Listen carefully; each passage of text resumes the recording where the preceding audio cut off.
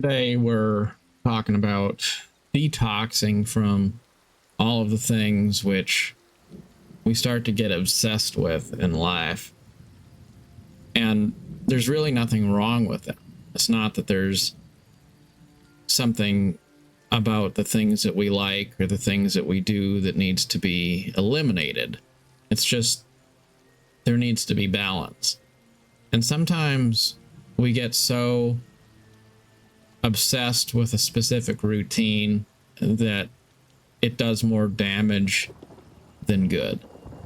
It's a lot like having a big bag of potato chips and you get it and inevitably you want to finish it. So you just keep eating them endlessly until you get sick of them. And it's almost like it's not really about enjoying the food. It's just about trying to be able to finish the bag. But what do you do when life is filled with things like that? News feeds that never reach the end. Things that are fun to talk about, but then when we talk about them over and over again, at some point it just feels like you're listening to a broken record. Maybe it's the same favorite songs you listen to on your playlist, and then you realize that you've listened to them hundreds of times and you've never actually moved on to experience anything new.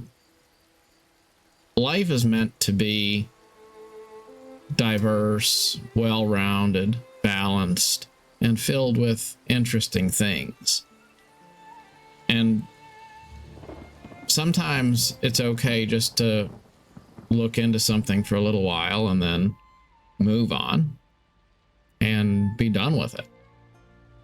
But it's really hard to do that when you're inundated with the temptation to keep on scrolling, the temptation to get sucked into echo chambers filled with people who seem like they always gravitate back to the same topics. It might be politics, it might be what's going on in the economy, it might be endless string of YouTube videos about World War III coming and what Donald Trump is doing and what gold prices are going to do next week, or whether the stock market's going to go up or down.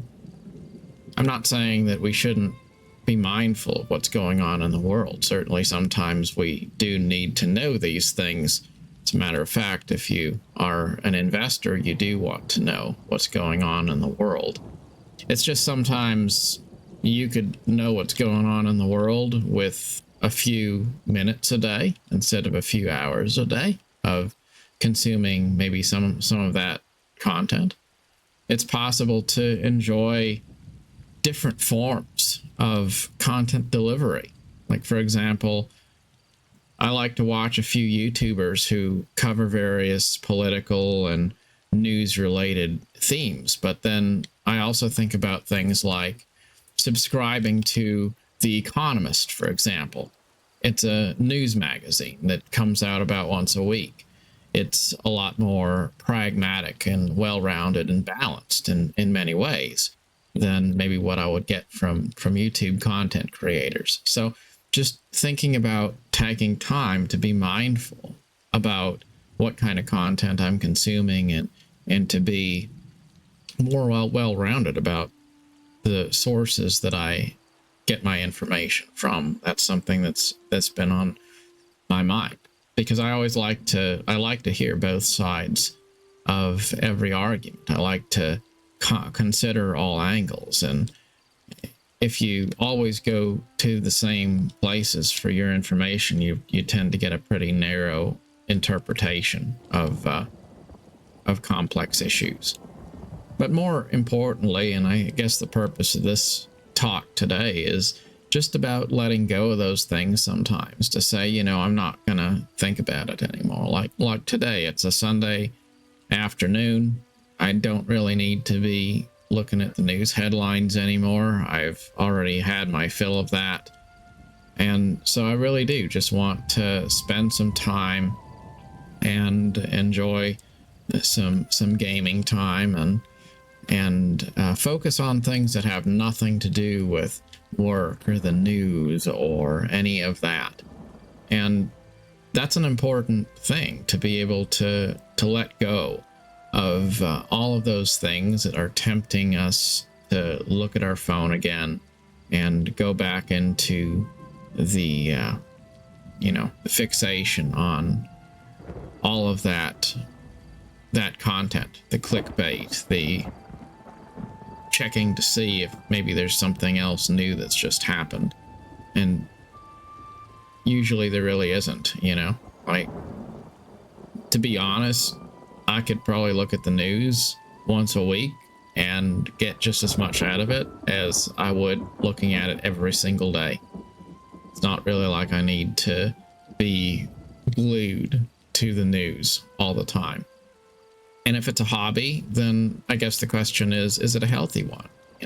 Is this doing something meaningful in my life, or is it just kind of consuming time and consuming energy and maybe adding even negativity into my life because I'm thinking about things that are not edifying in a way? Like, that's just something to contemplate, because we always think, do we have time to do all the stuff we want to do in life? And then sometimes you make it through your day and you realize, well, I guess I didn't get a chance to do some of that stuff. And then we ask why. Like, why did I not get to some of those hobby things I wanted to do? Or why did I feel like I didn't accomplish enough today? And is it really because I'm too busy, or is it because I just allowed my day to be consumed with things that weren't really edifying just because it's a habit? And if that's the case, I've always thought we change whenever we realize that the things we want to change, the things we talk about changing, they are really existentially important. They're things we need to do, we must do. Imagine if you're driving down the road, you're going on a scenic trip, and you're driving along the side of a cliff. And it's a really beautiful view, but it's also a really steep cliff. You understand in that moment that driving off the edge of the cliff is just not an option. Like, you can't allow that to happen. It's just absolutely a thing that must not happen. And so it doesn't. It doesn't, because you understand that the stakes are very high. And because you understand that, the risk is not particularly high for you, because you do exercise an appropriate amount of caution. Then compare that to maybe being asked to drive within a line, and you don't feel like there's a lot of risk there, so you're more likely to bend the rules. Maybe you go faster than the speed limit says you should be going, because there's not anyone around and it doesn't really seem to be very risky, right? See, when you don't really believe that there's too much risk, when you don't really believe that there's a lot of reason to follow the rules or to do what you want to do, then it's really hard to do it. That's why so many people look at their phones while they're driving, because they don't really feel like it's a significant risk. And so they continue to do it again and again. And maybe they say in their mind somewhere, well, I guess I shouldn't look at my phone while I'm driving. But then they always go back to, well, I guess I didn't look at it too much, or it's okay if I just take a glance at it, because it doesn't really seem like a particularly important thing to do. There's people who say they want to quit smoking, they want to quit drinking, something like that, but they don't really ever do it because they're not really serious about it. And for us, it's all about the things that are passively addictive, the things that passively consume our time, the things that tend to erode our sense of mental well-being, our sense of desire to be at peace with others, our sense of passion to be respectful and well-meaning and inspired by the right sort of things. We need to understand in our lives that doing the right thing for ourselves and respecting our time in a way that will allow us to do the things that we want to do with our life and not be consumed by things that are negative or just a complete waste of our time. That's an existential challenge. It's not something that we can afford to say, well, one of these days I'll get there. One of these days I'll figure it out. It has to be something at some point where you really say, okay, that's who I am. I'm gonna completely change the way I approach my life, and I'm gonna do that right now. And maybe it starts with taking a sort of a fast, if you will, from a lot of those things that are really comfortable go-tos, things that you want to go consume. But it's also about understanding that you have to have balance, right? It's not about completely shutting down a part of your life. It's about saying, well, I'm going to have some boundaries. It's sort of like I went through a time when I had financial problems. And so at that point, I kind of hit rock bottom, and then I just stopped spending money on anything. And I was really, really granular about it, obsessed with it. Like even spending $5 stressed me out. I remember I was looking at my car insurance, and I realized sometime after I'd kind of been working on reforming my financial situation, looking at my car insurance, and I see, oh, I could potentially save $5 a month if I switch to a different provider. And I remember having this kind of a aha moment where I thought, what am I doing? Like, I don't need to be freaking out over $5. Like it doesn't matter. And I'd gone ditch to ditch in that particular case. Instead of wasting money, I'd gone so far into being obsessed with saving money that I was just kind of, making a mountain out of a molehill. So at that point, I kind of started to let things go a little bit more, like now I don't worry too much. I don't mind going to the coffee shop and getting a coffee or something, because that part of my life where I was needing to be really frugal is kind of over. It doesn't mean I'm not inherently pretty frugal, but I'm gonna pick my battles, and $5 here or there is not necessarily going to be the end of the world.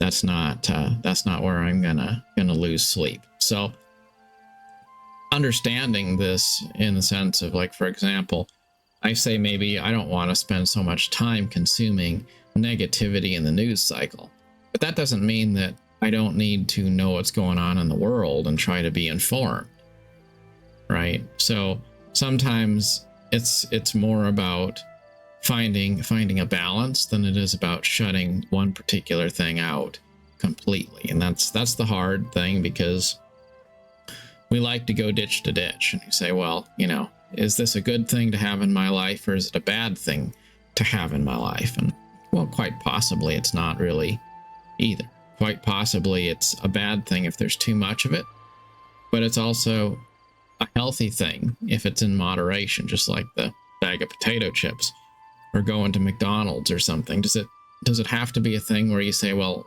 I want to be healthy, so I'm never going to eat a single McDonald's French fry again in my life? Not necessarily. Maybe you just don't eat junk food all the time, right? Maybe you give up some things at certain times.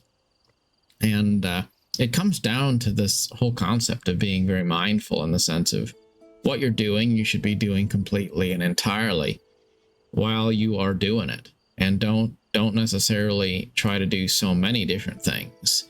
And don't let there be this passive going on autopilot sort of thing that takes over. Because sometimes there's a lot more time in the day than we realize. Like yesterday, I got up and I went for a walk, as I always do, and walked around downtown and watched a little parade of old cars going through Main Street, and went to a coin shop and went to the ice cream shop and went to a sandwich shop and walked home and realized, that was only really a couple hours out of my day, two and a half hours maybe.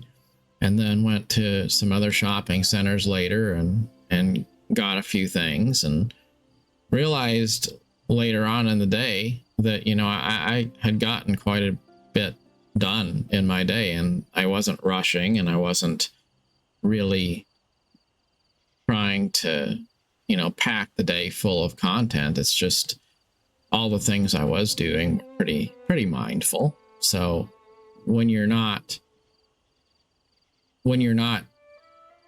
sort of, I guess, vegetating, if you will, there's a lot you can do in a pretty limited amount of time. I think about wanting to finish a video game, for example. Like I've been playing The Witcher 3 lately, just because it seems like it's a pretty good game, and I wanted to give it a try.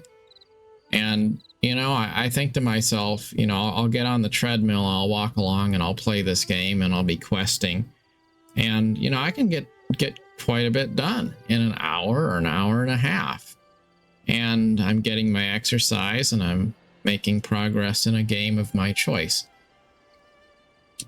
So, you don't necessarily have to devote all day long to something in order to make some progress. It's just so easy to turn something that should be a solo activity into a multitasking kind of situation. So instead of sitting down to that video game and playing through a quest line, you have some YouTube video on the second screen, and you're browsing something on Reddit on your phone while you're doing it, and that turns out to be you weren't really mindfully playing the game because you're doing 3 other things all at the same time.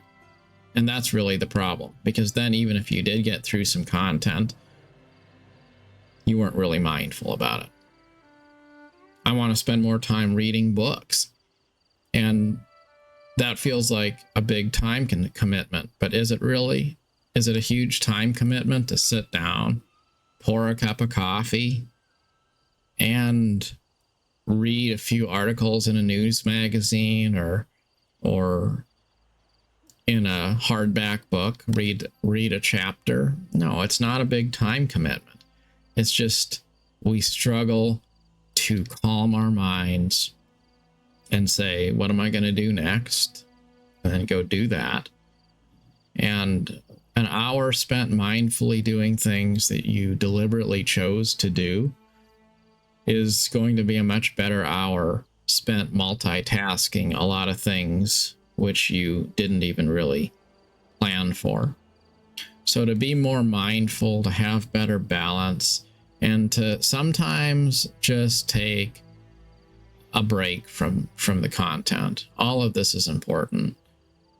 And I do feel like when you start to believe that you need to achieve a healthier balance in your life in some way, there is a very important benefit to a sort of a fast. It doesn't mean that you're giving up something forever. It just means that you're 100% giving it up for now. And then you can add things back in when you realize that you want them. But then you're adding them back into your life mindfully, instead of just talking about making changes to your life or your routine, but never actually really doing anything meaningfully to move in that direction. It's good to take a break from eating sometimes. Just go 24 hours to consciously not be consuming anything. It can be good to take a break from paying attention to the news for a full day. You know, maybe Sunday can be sort of a day of rest from all of that stuff. It's important to keep alive a sense of fantasy and a sense of positivity, a sense of connectedness to things which are ultimately whimsical. Because we live in a very materialistic world where a lot of people are always chasing something, and they're usually chasing it for the purpose of bolstering their ego in some particular way, which is probably not a very healthy way to look at life. So just as it is important to manage your money or manage your finances or do the things that you are called on to do for your career, it's also important to take time to meditate on the intrinsic beauty of life for its own sake. And that's where I think we get a lot of content and value out of things that don't seem like they're particularly important at all, like playing an RPG or something like that. It isn't really important in a lot of ways, but it is important because if we didn't have philosophy, if we didn't have the ability to think about life as more than just the sum of our material pursuits, then what do we have? It's all about understanding we're spirits, not animals. It's the focus on things that are spiritual instead of things which are exclusively material. And that's something that people who are focused on being serious all the time probably don't get. But I also think it's interesting how a lot of people, they'll say, well, you shouldn't focus on playing video games. You should be serious. You should be thinking about things that are important, not things that are stupid, like, a video game. And then I look at what they focus on. I think, what do you focus on? You focus on raging about what's going on in the political world. You worry about whether people are following your religion or not. You worry about maybe whether you're going to be able to afford a new house or whether you're going to get a raise or something. Like all this stuff people really focus on, the serious people of the world that they focus on. If you really think about it, a lot of it is just a fantasy of their own making, only instead of it being a fantasy that makes you think about life and contemplate philosophy, it's sort of a self-worship, really, where people are constantly looking for ways to build themselves up. And they'll say it's all about being serious because life is serious, but really it's just their own form of addiction to their own type of content that they like to consume. But is it edifying? Is it building people up? Is it doing things to make us feel more spiritually whole, more connected to each other in a positive way? And many times the answer is no. So detox your life as much as you can from things that get you into a rut of negativity or consume a lot of your time without delivering meaningful benefits to you spiritually or mentally. And if you're not sure whether something is good for you, then maybe just take a break from it for a little while. And usually when you give up something for a while, that's a great barometer of whether it's going to be something you want to add back into your life or not. It's like when you have all these subscriptions, maybe it's subscriptions to streaming services, or maybe it's maybe it's your cell phone company or something. But there's always these things where people say, well, you have to sign up for this particular service. You need the subscription. If you don't have it, your life's not going to be as good. And they really bank on you never actually canceling, because if you cancel for a while, then you might suddenly realize that a lot of those things that you're paying a monthly subscription for, you don't actually get any content out of that, no value out of it. Some of them you do, but many times the things that we feel like we don't want to part with are not things we would even miss if we did part with them. So give up things and then add them back in. It's sort of like clutter in your house. Do the same thing with clutter in your mind. There's a lot of things in your cupboards, in your life, where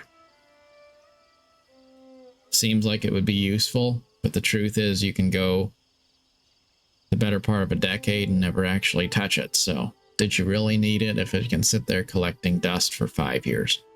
Probably not. So be more mindful. Let go of things. Make a point to take a break from consuming so much content and try to be mindful to consume content that actually feels meaningful instead of content that just is easy to keep on consuming. As always, in a world that perhaps is rather divided and chaotic, focus on things which bear positive fruit in your life. And remember, life has loveliness to sell, so buy it and never count the cost. As always, till next time, thanks so much for watching.